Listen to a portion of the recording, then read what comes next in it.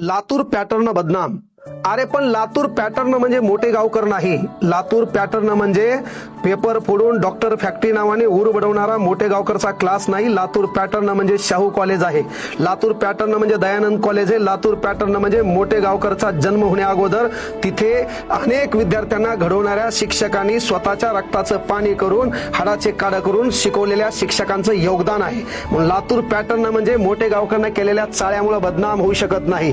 विठ्ठल कांगणेनं 4 पोरं परभणीत लावले. अलीकडे क्लास चालला म्हणजे विठ्ठल कांगणे पॅटर्न नाही, तर विठ्ठल कांगणेच्या अगोदर परभणीत अनेक विद्यार्थ्यांचं भवितव्य घडवणाऱ्या शिक्षकांचं योगदान आहे. म्हणून पॅटर्न हा कधीही कुठल्या एका व्यक्तीच्या नावावर होत नसतो. मी सायन्स क्षेत्रात क्लास घेणाऱ्या तमाम शिक्षकांना विनंती करतो, हीच वेळ हे रस्त्यावर येण्याची. पेपर फुटतो कसा? आणि आम्ही येडे नाहीत रे. हे ऑनलाईन पद्धतीनं तलाठी ग्रामसेवक लिपिकचे पेपर फुटायचे, आम्ही रस्त्यावर यायचो, लोक असायचे. पण आज वेळ तुमच्यावर आली. आणि सरकारमध्ये एक गोष्ट लक्षात घ्या, एका वाघानं शिकार करताना 10-12 बकऱ्या होत्या, एकील मारले, 13 जणी हसत होत्या.